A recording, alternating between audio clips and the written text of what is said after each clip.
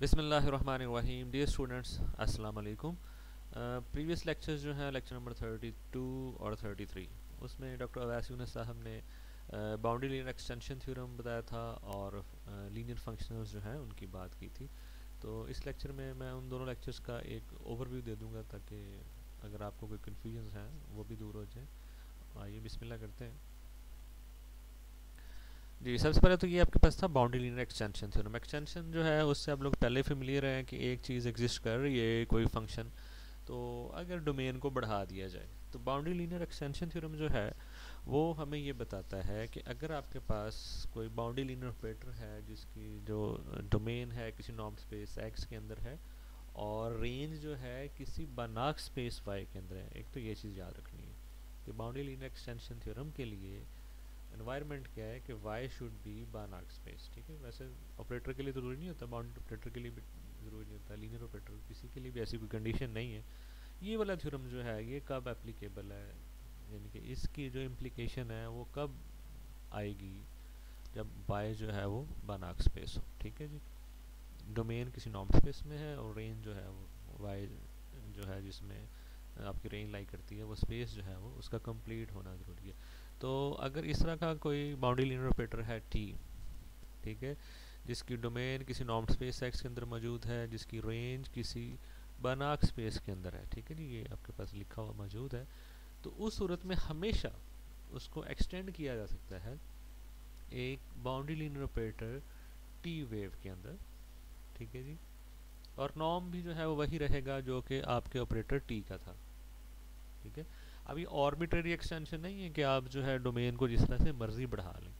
ठीक है, इसमें कुछ चीज़ें हैं आपने उसको याद रखना है कि एक्सटेंशन कब अवेलेबल होगी, अगर आपकी रेंज जो है वो एक कंप्लीट स्पेस के अंदर, जैसे वाई इज़ अ बनाक स्पेस। दूसरी, एक्सटेंशन कहाँ से बनाई जा सकती है, ये डोमेन जो है इसमें जो चीज़ें डालनी है वो आर्बिट्रेरी नहीं है, सिंपली जो आपके टी की डोमेन है उसका क्लोजर होगा।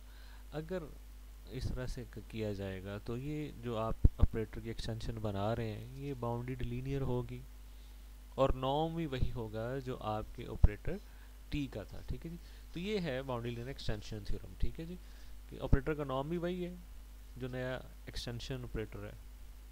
ठीक है, और वो बाउंडेड भी है और लीनियर भी है। ये सारी चीज़ें जो हैं, बाउंडेडनेस, लीनियरिटी और इसके अलावा उसका नॉर्म ऊपर आने वाला, ठीक है, ये सारी चीज़ें प्रिजर्व कब हो रही हैं, इसमें दो चीज़ें हैं जिनका ख्याल रखना है। एक तो इस साइड पे जो है स्पेस वाई इसका कंप्लीट होना ज़रूरी है। दूसरा, एक्सटेंशन के लिए जो डोमेन आप बढ़ा रहे हैं तो वो कोई आर्बिट्रेरी उसमें आपने चीज़ें नहीं डाली, बल्कि this is the closure of DFT. अच्छा, ये तो आपके पास एक्सटेंडेड डोमेन होगी।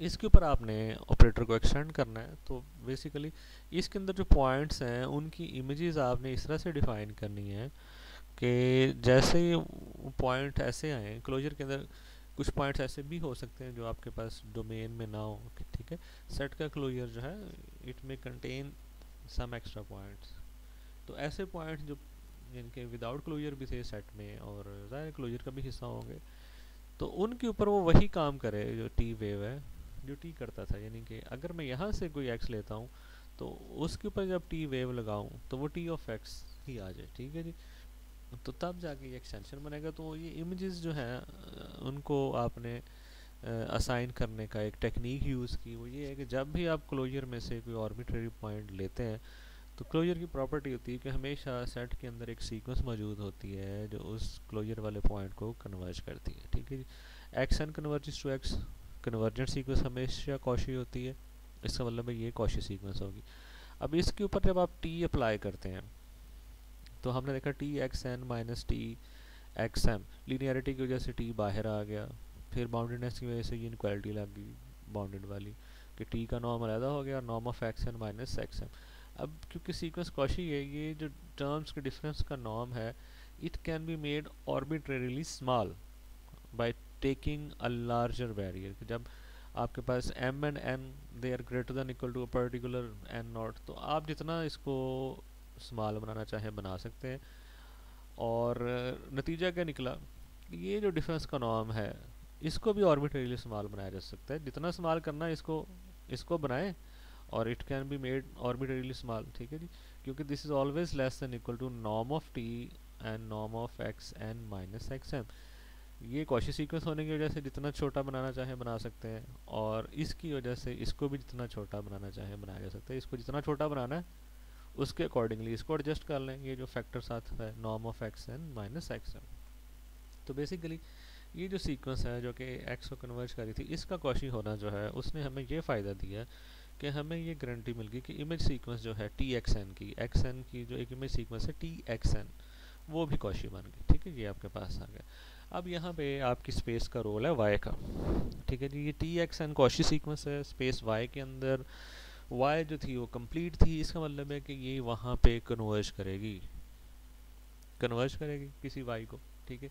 तो इस तरह से सूरत हाल ये बनी कि जो क्लोजर में से एक्स लिया उसको कन्वर्ज करने वाली एक सीक्वेंस बनी, उस सीक्वेंस की इमेज सीक्वेंस भी स्पेस वाई के अंदर कन्वर्ज कर रही है। तो आपने क्या किया, आपने इस एक्स को जाके इस वाले वाई के ऊपर मैप कर दिया under the new operator T wave of x is equal to y, ये आपने डेफिनेशन दी है, ठीक है। ये अब आपका ऑपरेटर है जो कि एक्सटेंड कर दिया आपने टी को टी वेव के ऊपर, ठीक है जी। अब बाकी चीज़ें आपने प्रूव करनी है जी कि अगर टी अगर जो है D of T without closure लिया जाए तो उसके ऊपर ये टी ही रह जाएगा। अच्छा, ये सारी चीज़ें हैं। अब आपके पास उसकी रीज़न क्या है कि अगर आप जो है वो सेट के अंदर से कोई पॉइंट लेते हैं, जैसे डी ऑफ टी के अंदर क्लोजर के बगैर जो है इसमें से, तो उसी को आप बार बार रिपीट करके कांस्टेंट सीक्वेंस बना सकते हैं, ठीक है जी, सही है, वही बार बार रिपीट करते जाएं, ठीक है। यहाँ पे हमने क्या लिखा हुआ है, क्लोजर में से लेंगे तो डी ऑफ टी में सीक्वेंस आएगी, तो अगर आप क्लोजर की बजाय डी ऑफ टी में से लेते हैं तो वही इटसेल्फ सीक्वेंस का रोल प्ले कर देगा, कांस्टेंट सीक्वेंस, ठीक है जी। उसकी इमेज सीक्वेंस भी जो है वो एक कांस्टेंट सीक्वेंस होगी, ठीक है, और वो ऑफ कोर्स कन्वर्जेंट होगी। तो दोबारा से जब आप उसके ऊपर ये एक्सटेंशन वाली फॉर्म लगाएंगे ये वाली, तो आपके पास टी ऑफ एक्स आ जाएगा बेसिकली वहाँ पे, ठीक है। वहाँ पे T wave of x is simply T of x आ जाएगा, उसमें कोई और डिफरेंट चीज़ नहीं आएगी। फॉर एग्जांपल एक ही चीज़ है, आपके पास सीक्वेंस है x x x x and so on, और सारी वो डी ऑफ टी में से इमेज सीक्वेंस क्या जी, T of x T of x T of x T of x, तो उसकी लिमिट क्या होगी, टी ऑफ एक्स। और आपकी मैपिंग क्या कहती है जी कि जो एक्स एक्स एक्स एक्स था आपके पास, उसके ऊपर जब टी वेव अप्लाई होगा तो टी वेव ऑफ एक्स क्या होना चाहिए, दूसरी साइड की लिमिट के ऊपर, दूसरी साइड की लिमिट क्या बन गई, टी ऑफ एक्स। तो इस तरह से T wave of x is equal to T of x, याद रखना। फिर दोबारा से मैं बता देता हूँ क्योंकि लिखा नहीं हुआ, तो इसलिए सुन लें कि बेसिकली आपका रूल क्या है कि आपने ये जो एक्सटेंडेड डोमेन है क्लोजर वाली, उसमें से कोई पॉइंट लिया। क्लोजर के पॉइंट्स की एक खूबी होती है कि सेट के अंदर, यानी कि ये जो बगैर क्लोजर के है, ठीक है, ये सेट का क्लोजर है, ये वाला ये सेट है, सेट के अंदर एक सीक्वेंस होगी जो क्लोजर के इस पॉइंट को कन्वर्ज करेगी, ठीक है जी। आपने देखा उसकी इमेज सीक्वेंस भी जो है वो कॉशी होने की वजह से कन्वर्जेंट है, और ये उसकी कोई लिमिट है इमेज सीक्वेंस की, ठीक है। आपने क्या किया, आपने ये जो पॉइंट लिया था इसको इस लिमिट के ऊपर जाके मैप कर दिया, यानी कि T wave of x is equal to y. This is the definition of new operator, नया ऑपरेटर इस तरह से डिफाइन होगा। अब आपने देखना है कि ये जब छोटी डोमेन जो है, जो सबसेट है, यानी कि ये वाली जो है, इसके ऊपर देखा जाएगा तो T wave of x is again T of x. तो अगर मैं डी ऑफ टी में से कोई पॉइंट लेता हूँ तो वो इट सेल्फ रिपीट करके मैं, यानी कि उसी को बार बार यूज़ करके जो भी पॉइंट लिया उसको उसी को मैं रिपीट करता गया। फॉर एग्जांपल इसमें से मैंने चलें पॉइंट को कोई पॉइंट पी ले लिया, अब मैं एक सीक्वेंस बना सकता हूँ p p p p and so on, एक कांस्टेंट सीक्वेंस, उसकी लिमिट क्या होगी पी, उसकी इमेज सीक्वेंस क्या की होगी जी, T of p T of p T of p, और वो भी कन्वर्ज करेगी किसको, टी ऑफ पी को। तो इस तरह से जो मैंने यहाँ से पॉइंट लिया, ठीक है जी, उसकी इमेज सीक्वेंस की लिमिट होगी टी ऑफ पी, ठीक है जी। अब मेरी डेफिनेशन क्या कहती है कि T wave of that x जो पी था, टी वेव ऑफ पी क्या होगा, जो उसकी इमेज सीक्वेंस की लिमिट थी वो क्या थी, टी ऑफ पी। तो टी वेव ऑफ पी किसके इक्वल आ गया, टी ऑफ पी के। तो जब भी इसमें से पॉइंट लिया जाएगा तो टी वेव टी वाला काम करेगा, उनके इमेजेस वही होंगे जो टी ने उन्हें दिए हुए पहले से। तो ये चीज़ होगी। अच्छा, इसमें अब एक वेल डिफाइंडनेस भी चेक करनी है आपने। जैसे यहाँ पे दिया हुआ है कि अगर डिफरेंट सीक्वेंसेस ले ली जाए, अब आपने एक पॉइंट लिया है x D of T closure में से, तो अगर इसको एक से ज़्यादा सीक्वेंसेस कन्वर्ज कर रही हो तो कोई कन्फ्यूजन तो नहीं है, कोई रौला तो नहीं पड़ जाता। तो उस चीज़ को भी क्लियर करना है कि जो आपने डेफिनेशन दी है डिफाइन करने वाली कि T wave of x is equal to y, और वाई क्या था जी, जो एक्स एन की इमेज सीक्वेंस थी उसकी लिमिट थी, तो आपने टी वेव ऑफ एक्स को जाके वाई बना दिया। ठीक है जी।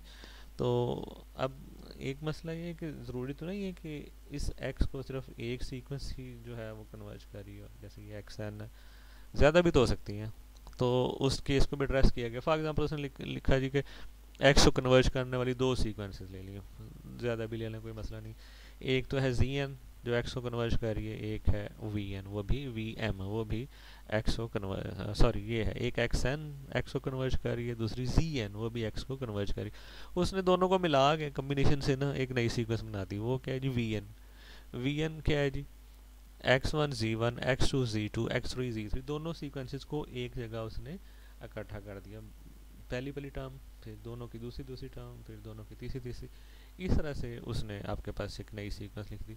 अब ये सीक्वेंस भी x को ही कन्वर्ज करेगी, नई वाली ये जो वी एम बना दी है, जो सीक्वेंस एक्स एन और जी एन को मिलाने से उसने बनाई है ये वाली, ये भी एक्स को कन्वर्ज करेगी। इसकी इमेज सीक्वेंस जो है आपके पास, अगर ये एक्स को कन्वर्ज कर रही है तो इसकी इमेज सीक्वेंस टी एक्स को कन्वर्ज करेगी। ठीक है जी, सही है। और उसकी दोनों जो है सब सब सीक्वेंसेस वो भी जो है उसी को कन्वर्ज करेंगे, टी ऑफ एक्स को। ठीक है जी, सही है। हाँ जी, ये यहाँ पे लिखा हुआ है कि आपके पास अगर आपके पास ये सीक्वेंसेस कन्वर्ज कर, यानी कि ये सीक्वेंस कन्वर्ज कर रही है और आपका ऑपरेटर जो है बाउंड्री लीनियर ऑपरेटर है, तो हैंस कंटिन्यूस भी होगा। तो आपने ये कहीं प्रूव किया होगा, ये देख लीजिएगा कि कन्वर्जेंट सीक्वेंस है, उसके ऊपर जब बाउंड्री लीनियर ऑपरेटर लगाया तो आपकी इमेज सीक्वेंस भी कन्वर्ज करेगी। अच्छा, अब इमेज सीक्वेंस कन्वर्जेंट है तो इसका मतलब है कि उसकी जो दो सब सीक्वेंसेस हैं, ये आपने रियल एनालिसिस में और हर जगह पढ़ा हुआ है कि अगर कोई सीक्वेंस कन्वर्जेंट हो तो उसकी जितनी भी सब सीक्वेंसेस होंगी वो कन्वर्ज करेंगी और उसी लिमिट को करेंगी जिस लिमिट को उसकी पेरेंट सीक्वेंस कर रही थी। इसका मतलब क्या हो गया जी कि इसकी जो भी लिमिट थी, ठीक है, जो मैंने इसको अभी फिलहाल चले हम नाम ही देते, जो भी लिमिट थी उसकी दोनों सब सीक्वेंसेस भी उसी लिमिट को कन्वर्ज करेंगी। इसका मतलब क्या हो गया कि ये जो दो सब सीक्वेंस जो दूसरी तरफ इमेज सीक्वेंसेस थी, यानी कि एक एक्स एन की इमेज सीक्वेंस एक जी एन की, उनकी लिमिट सेम है। मस्ट हैव द, ये हमारे पास जो जिस पॉइंट के ऊपर हमने एम्फेसाइज करना है वो ये चीज़ है कि must have the same limit. ये आपका की पॉइंट है। बाकी डिस्कशन में जो भी हमने चीज़ें बोली उसमें से हमें जो चाहिए वो ये चीज़ था कि अगर एक्स एन एक्स को कन्वर्ज करिए एक सीक्वेंस है, जी एन एक्स को कन्वर्ज करिए एक दूसरी सीक्वेंस है, तो इन दोनों की जो इमेज सीक्वेंसेस हैं टी एक्स एन और टी जी एन, उनकी लिमिट एक ही होगी, क्योंकि उनकी लिमिट के ऊपर जाके आपने एक्स को मैप करना है। तो वेल डिफाइंडनेस का मतलब क्या है कि आपके पास एक्स की दूसरी साइड पे एक ही इमेज हो। ऐसा ना हो कि दो डिफरेंट सीक्वेंसेस ली हैं, दो या दो से ज़्यादा सीक्वेंसेस आपने ले ली हैं डिफरेंट, तो जाके उधर रौला पड़ जाए जी कि डिफरेंट लिमिट्स आ गई हैं। तो फिर आप कैसे डिफाइन करेंगे? आपका तो रूल है टी वेव को डिफाइन करने का कि जो इमेज सीक्वेंस है एक्स को जो सीक्वेंस कन्वर्ज करी है एक्स एन, उसकी इमेज सीक्वेंस की लिमिट पे जाके आपने एक्स को कन्वर्ज मैप करना है बाय टी वेव। तो यहाँ पे हमने देखा कि अगर एक्स एन एक्स को कन्वर्ज कर रही हो, जी एन एक्स को कन्वर्ज कर रही हो, तो कोई मसला नहीं है, उनकी लिमिट एक ही होगी, टी जी एन और सॉरी टी एक्स एन और टी जी एन, वो दोनों की लिमिट एक ही होगी। कौन सी? जो उनकी पेरेंट सीक्वेंस कौन सी होगी? टी वी एम, जो इन दोनों को मिला के इसने बनाई हुई है। ठीक है जी, सही है। हाँ जी, तो इससे आपके पास ये वेल डिफाइंड हो गया कि ये हर पॉइंट के ऊपर इसकी डेफिनेशन जो है वो वेल डिफाइंड है, यूनिकली डिफाइंड है, कोई मसला नहीं है। आप हर एक्स जो क्लोजर में से लेते हैं उसको एक इमेज दे सकते हैं, उसके ऊपर कभी कोई कन्फ्यूजन नहीं क्रिएट होगी कि आपने इसको किस पे जाके मैप करना है। ठीक है जी। अच्छा, क्लियरली वाली हमने बात कर ली है कि टी वेव, अच्छा सॉरी ये वाली, हाँ ये हमने बात कर ली कि T wave of x is equal T of x जब डोमेन में से होंगे, वो मैंने ऊपर बात की थी कि कांस्टेंट सीक्वेंस ले लें, इनके एक ही टर्म जो है क्योंकि एक्स डी ऑफ टी को बिलोंग करता है, इसी को रिपीट करके एक सीक्वेंस बना लें, वो एक्स को कन्वर्ज कर रही होगी। ठीक है जी, बेसिकली तो हमें डी ऑफ टी में से सीक्वेंस चाहिए होती है ना, अगर आप यहाँ पे देखें तो। ठीक है, there is a sequence x n in D of T, तो अगर पॉइंट इटसेल्फ ऑलरेडी एक्स में है तो उसी को रिपीट कर करके सीक्वेंस बना लें। ठीक है जी, उसकी इमेज सीक्वेंस क्या होगी, T x T x T x T x T x, और टी वेव ऑफ एक्स क्या हो जाएगा, T wave of x is equal to limit of that sequence which will be T x. तो इस वजह से T wave of x is equal to T x हो जाएगा। अच्छा, लीनियरिटी के लिए आप लिमिट्स के रूल लगा लें। ठीक है, लिमिट्स के रूल जो है वो लीनियरिटी जो है उसको फॉलो करते हैं। ठीक है जी, अगर आपके पास अल्फ़ा एक्स एन एक सीक्वेंस है plus beta y n sequence है, ठीक है जी, तो उसकी लिमिट क्या होगी, अल्फ़ा लिमिट ऑफ जो आपके पास सीक्वेंस है टी एक्स एन जो भी x n plus beta limit of the other sequence. तो इस वजह से लिमिट्स के रूल्स की वजह से टी वेव को आप लीनियर भी प्रूव कर सकते हैं। ठीक है जी, सही है। अच्छा जी, अब टी बाउंडेड था, इस इनक्वालिटी को सेटिस्फाई करता है। ठीक है, दोबारा यहाँ पे आप लिमिट लगाएं, नॉर्म जो होता है वो कंटिन्यूस फंक्शन होता है। ठीक है जी, तो इसके ऊपर आप लिमिट लगा लें। आपको पता है कि टी एक्स एन किसको कन्वर्ज कर रहा है, टी वेव ऑफ एक्स को, तो यहाँ पे टी वेव ऑफ एक्स आ गया इसकी जगह, और एक्स एन जो है वो एक्स को कन्वर्ज कर रहा है, तो आपके पास आ गया T wave of x is less than equal to, ठीक है, ये टी वेव ऑफ एक्स है, यहाँ पे आ जाएगा टी और साथ ही एक्स बन गया, लिमिट अप्लाई की बेसिकली सिंपली आपने टी एक्स एन। ठीक है जी, टी एक्स एन उसकी जो लिमिट है जो इमेज सीक्वेंस की, उसके ऊपर जाके आपने एक्स को मैप करना है। एक्स एन किसको कन्वर्ज करी थी, एक्स को। ठीक है, यहाँ पे एक्स एन की लिमिट आ गई, और टी एक्स एन जो थी उसकी जो लिमिट थी वो थी टी वेव ऑफ एक्स। तो दोनों तरफ लिमिट ली तो टी एक्स एन की लिमिट होगी टी वेव ऑफ एक्स। ठीक है, ये लिखा हुआ है, ये इसकी लिमिट बन गई टी वेव ऑफ एक्स, इसकी लिमिट बन गई एक्स। तो ये आपके पास टी के लिए जो है आपके पास आ गया, और यहाँ से आपके पास आ गया कि hence T wave is bounded, उसकी बाउंडेडनेस भी आ गई। और एक और आपके पास चीज़ आ गई यहाँ से कि norm of T is less than equal to norm of T wave is less than equal to norm of T. ठीक है, ये चीज़ आ गई। अच्छा, दूसरी तरफ ये इनक्वालिटी कैसे होल्ड करती है, बेसिकली ये बड़े सेट के ऊपर है जो सुप्रीमम है। इसमें सेट्स अगर इसकी डेफिनेशन आप लगाते हैं ना टी वेव के नॉर्म की, तो इसमें सुप्रीमम लिया जाएगा over all those x of norm one which belong to D of T closure. तो एक बड़े सेट के ऊपर सुप्रीमम लिया जा रहा है, इसकी डोमेन सबसेट है उसकी। ठीक है, ये क्लोजर वाले के ऊपर ले रहे हैं सुप्रीमम, ये विदाउट क्लोजर, इसमें पॉइंट्स जो है वो लेस हो सकते हैं। ठीक है जी, तो बड़े सेट का सुप्रीमम जो है वो हमेशा greater than equal to subsets supremum over the subset. ठीक है जी, तो इसलिए इसका बड़ा होना जो है उसके चांसेस मौजूद हैं। इस तरफ से ये वाली इनक्वालिटी आ गई, यहाँ से इन दोनों इनक्वालिटी से आपके पास दोनों नॉर्म जो है वो इक्वल आ गए। ठीक है जी, एक्सरसाइजेस में से देख लीजिएगा जो आप कर सकें। नेक्स्ट जो है मैं ज़रा क्विकली नॉर्म जो है सॉरी लीनियर फंक्शनल की बात करता हूँ। ठीक है जी, फंक्शनल जो है बेसिकली आपके पास ऑपरेटर्स, ठीक है, कोई नई चीज़ नहीं है, तो ऑपरेटर है, लेकिन उसके ऊपर कंडीशन ये लगाई जाती है कि जैसे आप यहाँ पे कुछ आर्बिट्रेरी नॉर्म स्पेस लिखते थे ऑपरेटर के अंदर, तो यहाँ पे आर्बिट्रेरी नॉर्म स्पेस नहीं आएगी, बल्कि जो आपके वेक्टर स्पेस यहाँ पे जिसके अंदर डोमेन है उसका फील्ड जो है वो आ जाएगा। फील्ड इटसेल्फ भी एक वेक्टर स्पेस होता है। तो यहाँ पे आपके पास जो है इस साइड पे आपके पास आर्बिट्रेरी y लिखने की बजाय अगर आपके पास x is a vector space over the field k है, ठीक है जी, तो यहाँ पे k आएगा, कोई y या कोई और चीज़ नहीं आएगी। ये जिसके ऊपर आपकी x वेक्टर स्पेस है वही फील्ड आ जाएगा, है ऑपरेटर ही। तो इस तरह के ऑपरेटर को, ठीक है, ये लिखा हुआ है a linear functional f is a linear operator. ठीक है जी, लीनियर ऑपरेटर है तो लीनियर ऑपरेटर फंक्शनल कब बनेगा, ठीक है जी, कि इसकी डोमेन जो है इन वेक्टर स्पेस x है and range is the scalar field k of x। तो यहाँ पे आपको अब लिबर्टी ख़त्म होगी कि जो मर्जी y लगा दें, इधर कोई और नॉर्म स्पेस नो, यहाँ पे आपके पास x का स्केलर फील्ड आ जाएगा। ठीक है जी, सही है। और बाउंड्री लीनियर के लिए आपके पास सिंपली नॉर्म स्पेस है और उसका स्केलर फील्ड या तो c होगा या r होगा। ठीक है जी, सही है। तो बाउंड्री लीनियर फंक्शन क्या है जी, एक बाउंड्री लीनियर ऑपरेटर है जिसमें यहाँ पे k लगा होगा पास। ठीक है, A boundary linear functional f is a boundary linear operator with range in the scalar field of the normed space x। ठीक है, ये सारी चीज़ें।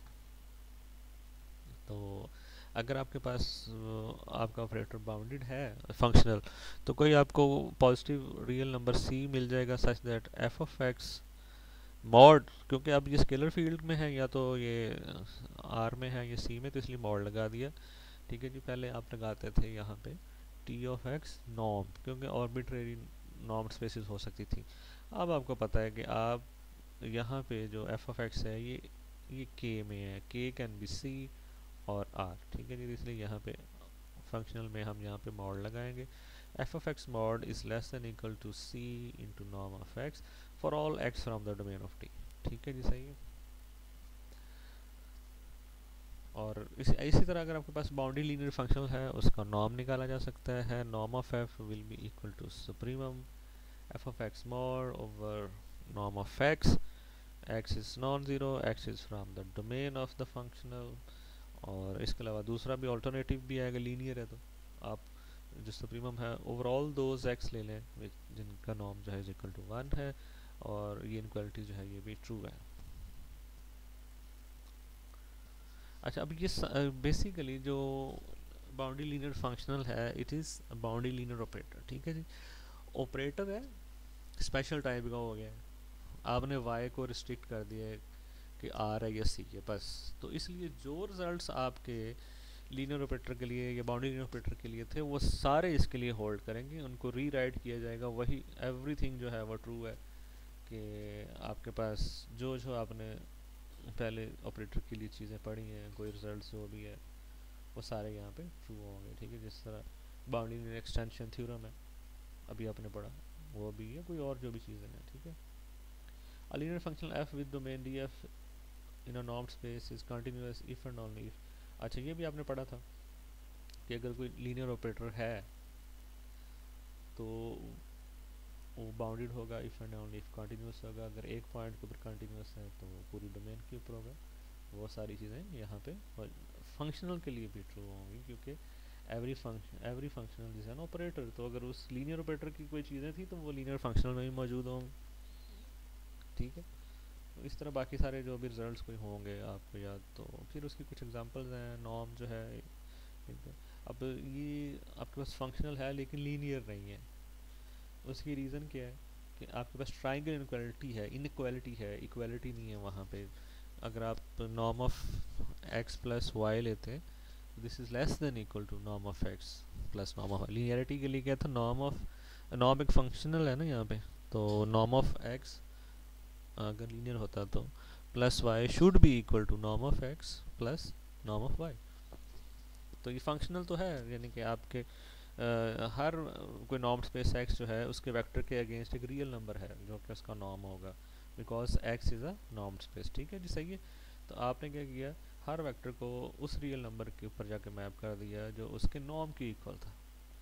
तो एक्स जो है ओवर फील्ड जो है और आर जो है, ठीक है, इस एक्स का फील्ड जो है वो आर है, तो यहाँ पे आपने वाई की जगह उसका फील्ड लगा दिया, ये आपने मैपिंग दे दी। तो ये मैपिंग जो है ये फंक्शनल है, किसी vector space x over R को जाके मैप कर रही है रियल नंबर्स के ऊपर। ठीक है, लेकिन ये लीनियर नहीं है। फिर आगे डॉट प्रोडक्ट ये वो इन सारे एग्जांपल्स को देख लीजिएगा। ठीक है जी, ओके जी, थैंक यू जी, अल्लाह हाफिज़।